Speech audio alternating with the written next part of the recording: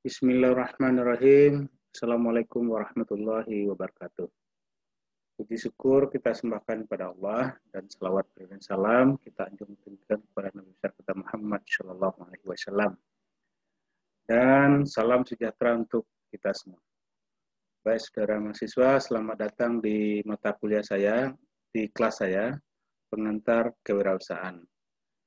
Baiklah, untuk terima kasih saudara sudah hadir atau sudah memilih kelas ini sebagai kelas untuk kita belajar dalam 16 kali pertemuan ke depan. Semoga dengan masuknya saudara di kelas ini bisa mendapatkan inspirasi, ide, gagasan, dan motivasi untuk saudara menjadi wirausaha. Peluang untuk menjadi wirausaha itu sebenarnya sangat besar, lebih besar dibanding dengan pekerjaan lain. Kalau pekerjaan lain peluangnya kecil, harus melalui sebuah seleksi, tapi menjadi wirausahaan, seleksinya ada dalam diri kita. Mau dan tidak mau. Untuk memulai bisnis, tentu kita harus terlebih dahulu belajar ya. Saudara bisa memilih berbagai sumber belajar. Misalnya sekarang ini karena masa COVID, tentu kita tidak bisa berhubungan langsung dengan orang, maka kemudian kita bisa mengambil kesempatan belajar itu dengan melihat channel yang bisa saudara ikuti, beberapa channel misalnya di YouTube, ada beberapa channel yang bisa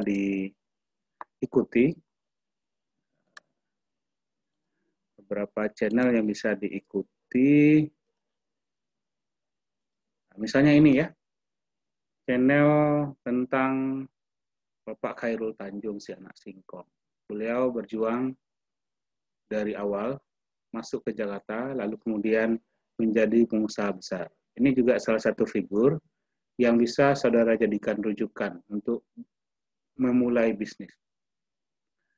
Atau hampir sama dengan usia saudara, atau lebih tinggi sedikit lah usia mereka, ada grup yang dikembangkan oleh Elang Gumilang. Ini mahasiswa D3 IPB yang berjuang dari awal bagaimana dia merintis bisnis, mencari teman, mitra, mencari investor, dan seterusnya. Tapi mereka memulai dari ide. Nanti bisa saudara ikuti channelnya Elang Gumilang. Atau saudara bisa juga lihat beberapa kreator-kreator dari beberapa alumni, ini juga alumni IPB misalnya, mereka mengembangkan bisnis dari sektor pertanian dengan model hidroponik. Di kota-kota besar terbatasnya ruang, lalu kemudian ruang itu mereka gunakan dengan model greenhouse ya, greenhouse dengan cara bertani hidroponik. Itu juga bisa sudah jadi rujukan. Atau di kampung kita juga ada sumber inspirasi, misalnya ada adik saya, junior saya yang tinggal di Payakumbuh. Saya kenal dekat dengan beliau ini. Dan semasa beliau berjuang waktu memulai bisnis, saya tahu tuh misalnya ini Tom Burger. Beberapa kali saya disambut di toko atau di kedai atau di pabrik mereka, Tom Burger ini. Saya tahu nih, Tom Burger ini memulai bisnis dari awal, dari mahasiswa, buka outlet di UNP, di UNAN, di Andalas, di Pasaraya, dan seterusnya. Memulai bisnis dari berbagai, dari roti, kemudian bisnis aksesoris handphone, dan seterusnya. Dan berhasil, dan sekarang Tom Burger ini sudah memiliki banyak karyawan untuk bisa menghidupi keluarga dan teman-temannya. Dan ada beberapa figur juga yang bisa saudara pelajari, bisa menjadi sumber, misalnya yang terkenal ini ada Pak Sandiaga Uno, atau bisa juga Zulkifli Hasan juga, dan beberapa tokoh-tokoh nasional kita yang tampil di TV, tampil di publik, tampil menjadi tokoh publik, itu sumbernya dari pengusaha ya. Dan sekarang dunianya dunia itu. Jadi saudara kalau mau eksis tentu harus memilih menjadi pengusaha. Kalau kita bekerja atau menjadi karyawan, itu tahapannya lama sekali. Misalnya kalau kita bekerja menjadi pegawai negeri, tamat sarjana 3A, 3B, 3C golongan pangkatnya, 3D, 4A, 4B, 4C, lama sekali prosesnya. Dan itu melewati proses yang lama. Dan cenderung jadi karyawan itu hidupnya stabil ya, normal pada tingkat pendapatan yang rendah, normal pada tingkat yang rendah. Tapi kalau kita menjadi pengusaha kehidupannya kadang tinggi, kadang rendah, turun, kadang tinggi, terus kalau berhasil tinggi atau rendah. Dan hidupnya berfluktuasi. Ya. Lalu mungkin saudara bertanya, kenapa Pak Ilhendri tidak menjadi pengusaha?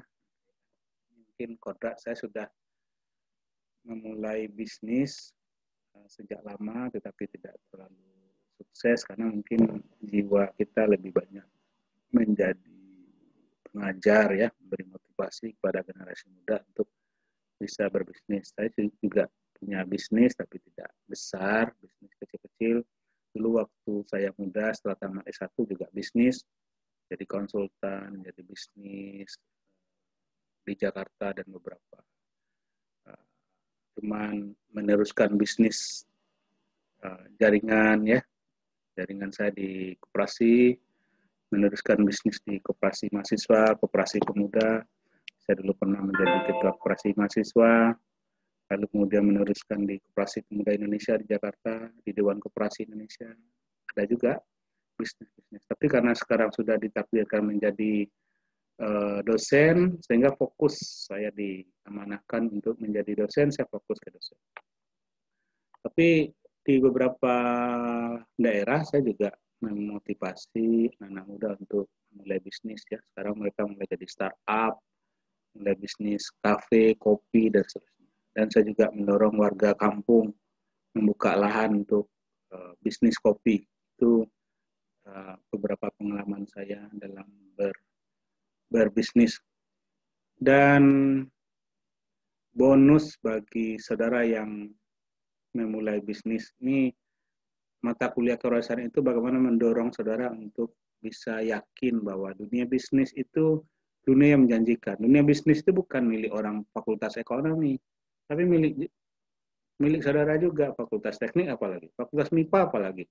Karena saya lihat mahasiswa yang masuk ke kelas saya ini banyak mahasiswa dari teknik, dari MIPA. Justru saudara punya kemampuan skill teknikal yang bisa menjadi sumber inovasi.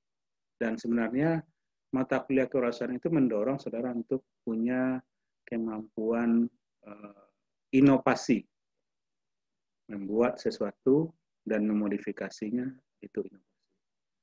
Oke, saya sudah share silabus di e-learning 2, saudara bisa ambil silabus itu. Kemudian ini wajah saya yang masih muda ya, sekarang sudah mulai memutih rambutnya. Dalam pembelajaran e-learning ini kita harus punya komitmen belajar. Saya meminta saudara memiliki komitmen dalam pembelajaran, biasakan diri untuk membaca, menulis, berbicara melalui video. Nanti saudara kalau bukti bahwa saudara menonton video juga saudara buat screen record bahwa saudara menonton video channel-channel yang saya sebut tadi. Kemudian saudara kalau membuat tulisan tentu harus argumentasinya bersumber dari sumber data ya, baik itu di jurnal, di YouTube, di Google, dan seterusnya. Kemudian pembelajaran kita mungkin lebih banyak di project based learning atau case study. Kemudian saudara bisa memanfaatkan lingkungan saudara tempat tinggal, mengamatinya, bagaimana cara belajar. Dan komitmen waktu belajar saudara, kita hitung, misalnya begini, untuk 1 minggu minimal 2 kali 50 menit online, 2 kali 50 menit untuk membaca mandiri atau menonton video yang relevan dengan kewirausahaan 2 kali 50 menit untuk tugas terstruktur dalam bentuk pembuatan suatu proyek. Proyeknya nanti kita sampaikan. Kemudian memenuhi tugas tagihan yang diberikan oleh dosen. Kemudian waktu belajar diberikan kesempatan selama 6 hari kepada saudara untuk memenuhi tugas itu. Jadi tidak hari ini, harus hari ini, bukan begitu. Saya sampaikan tugas hari ini, mungkin ada waktu 6 hari ke depan, saudara, untuk membuat konten, ya, buat konten belajar. Kemudian mahasiswa yang tidak aktif 80%, tidak terlibat dalam e-learning, tidak lulus dalam perkuliahan ini.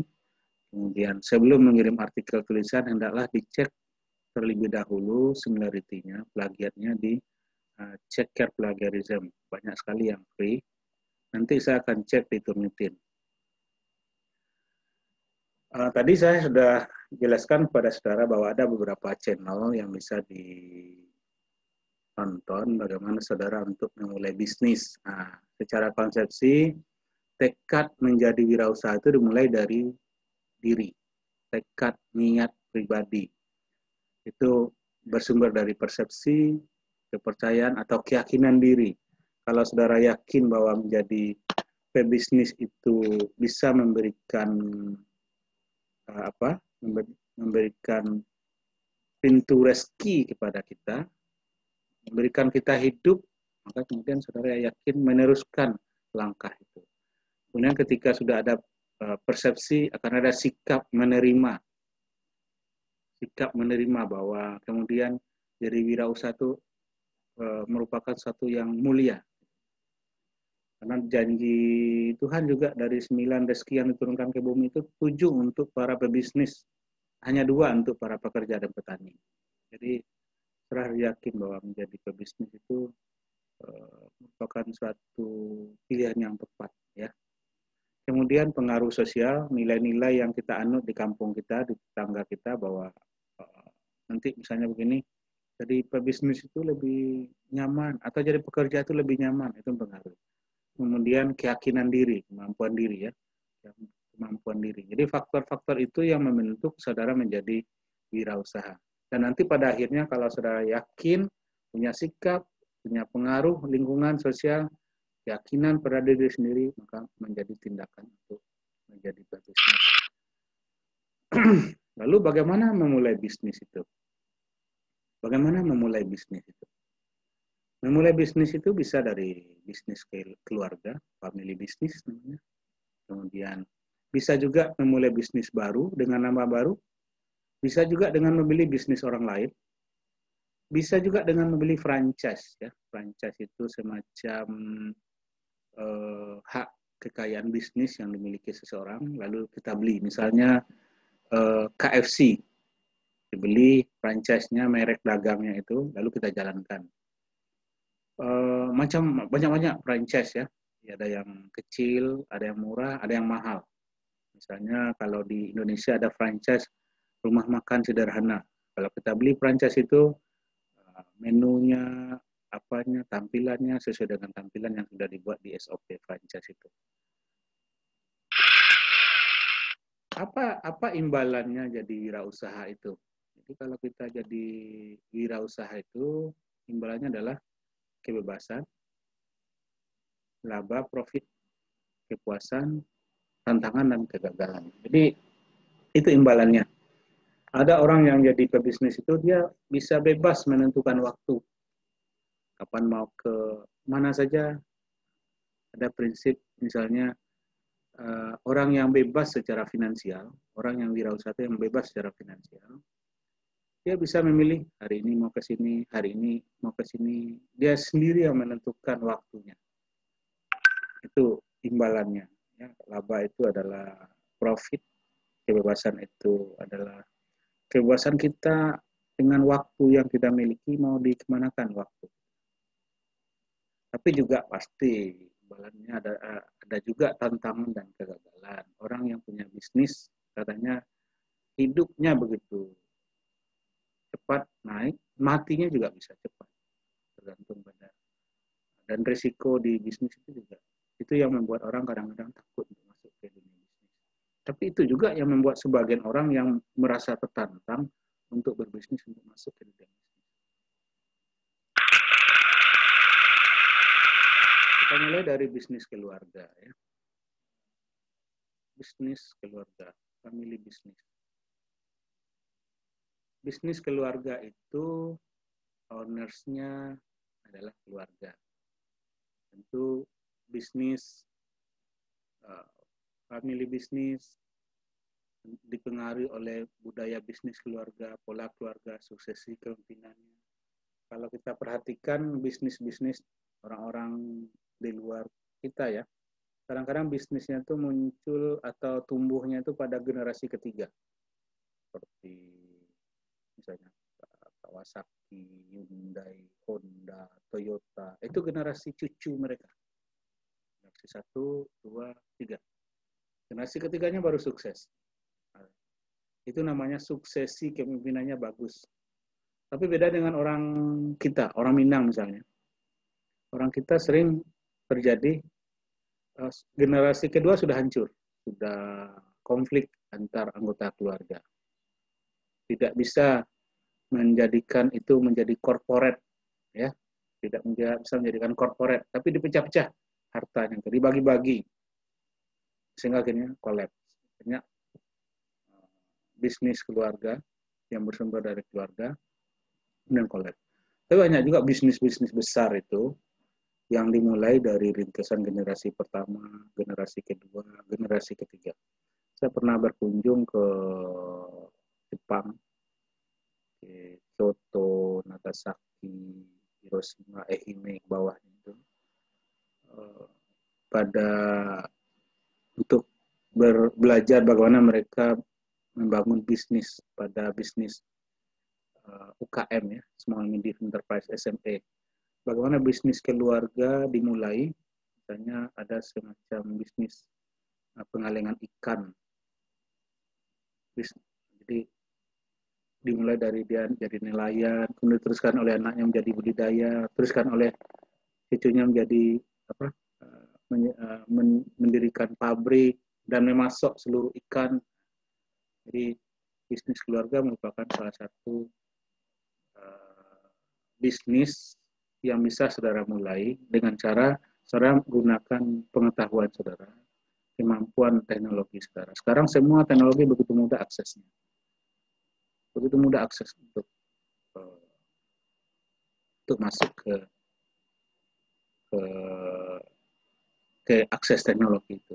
Banyak sekali sumber untuk kita dapatkan bagaimana kita mendapatkan memecahkan suatu persoalan bisnis dengan teknologi baru. Ini franchise. Franchise itu usaha-usaha franchise itu bentuk sistem pemasaran perjanjian yang sah antara franchise yang diberikan hak untuk menjalankan bisnis dengan metode, teknik, dan terminologi yang ditetapkan oleh franchisor. Jadi ada dua pihak perjanjiannya, yang punya franchise dan orang yang menjalankan. Misalnya KFC, Pizza Hut, CFC, Rumah Makan Sederhana, Rumah Makan Subang Raya, Sederhana, Bintaro, Coca-Cola, dan seterusnya. Jadi,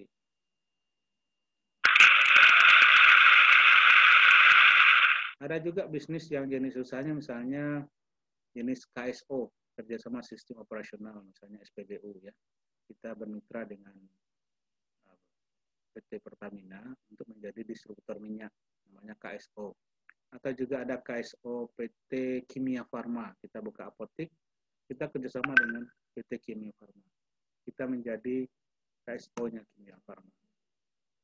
Berbagai jenis makanan minuman yang sekarang banyak beredar, beberapa jenis supermarket juga ada dulu, Carrefour, Alfamart, Indomart dan seterusnya itu. Indomart, Arfawidi dan seterusnya. Jasa percetakan juga dulu masih berkembang, tapi sekarang mungkin karena COVID sudah mulai turun. Dealer mobil, Ahas dan seterusnya.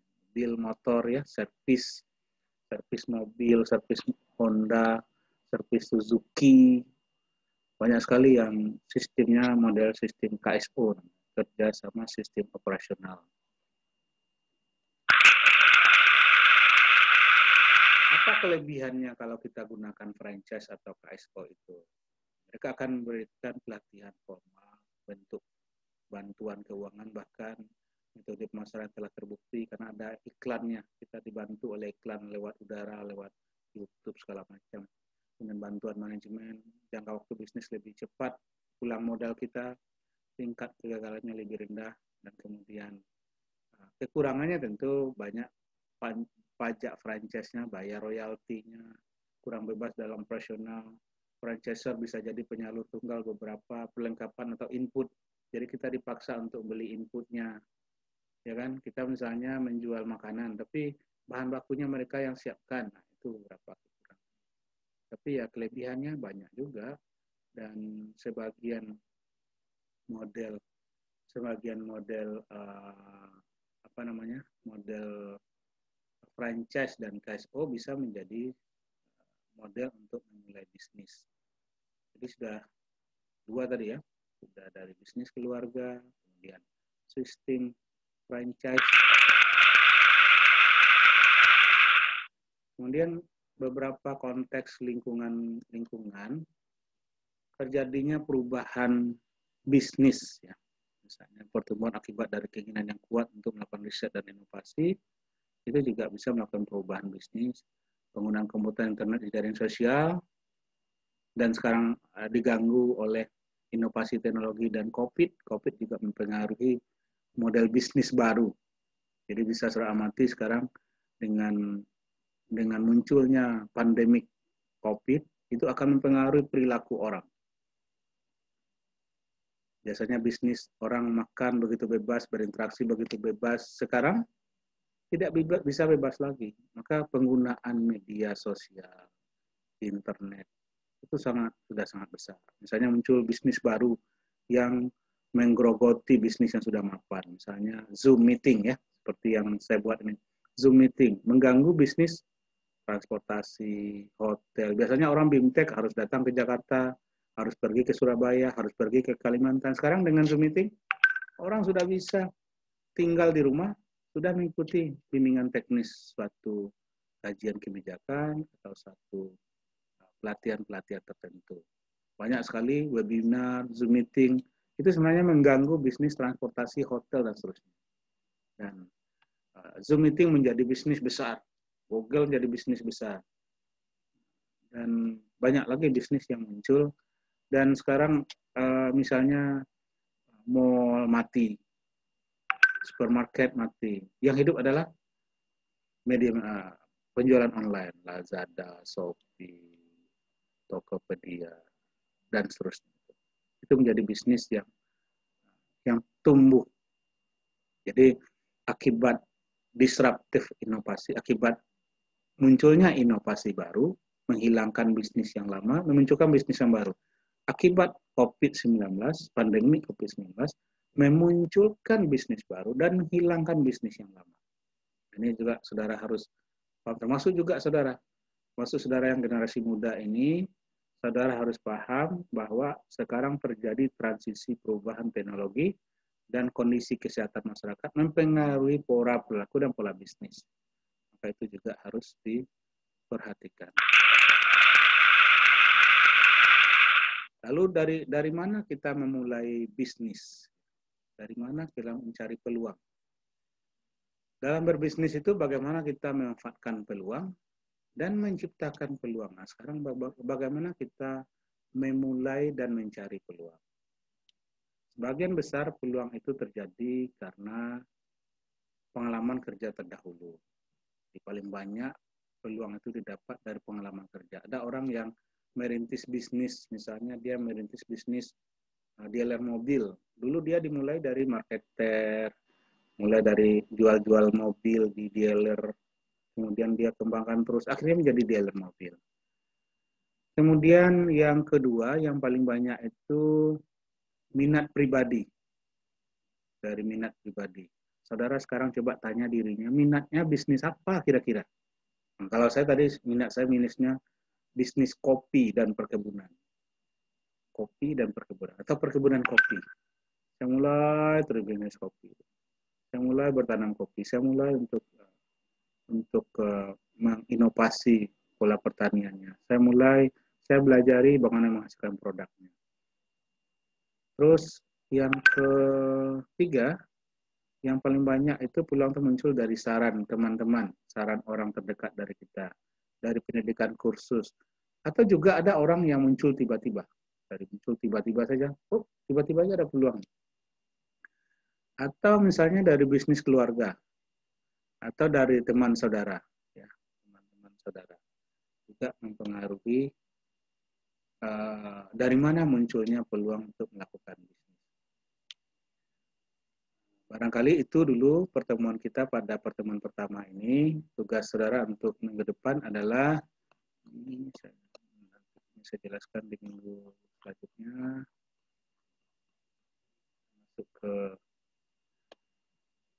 tugas saudara di minggu depan, carilah video tentang profil usahawan sukses di Indonesia melalui link online.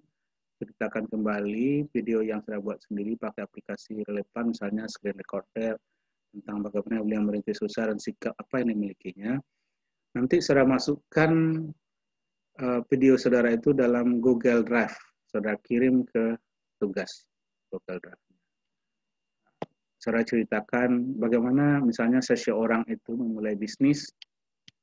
Misalnya tadi Pak Sandiaga Uno. Bagaimana Pak Sandiaga Uno itu memulai bisnis dan bagaimana dia menjadi kaya. Misalnya dia beli perusahaan yang mulai collab dengan harga murah, lalu dia perbaiki manajemennya, terus dia jual lagi di pasar saham. Sehingga dia dapat uang banyak dari penjualan itu. Atau bagaimana caranya? Apakah dia di komoditas atau main di saham, ya, di investasi. Silakan saudara cari. Ada yang mulai bisnis dari sektor real, dari usaha-usaha kecil. Ada juga yang mulai bisnis dari berjualan saham atau membeli perusahaan. Ya. Membeli perusahaan, perbaiki manajemennya, jual lagi. Sudah bagus manajemen itu, sudah naik perusahaannya, jual lagi. Atau mulai membangun aset dari awal. Jadi silakan saudara cari, kemudian saudara ceritakan, saudara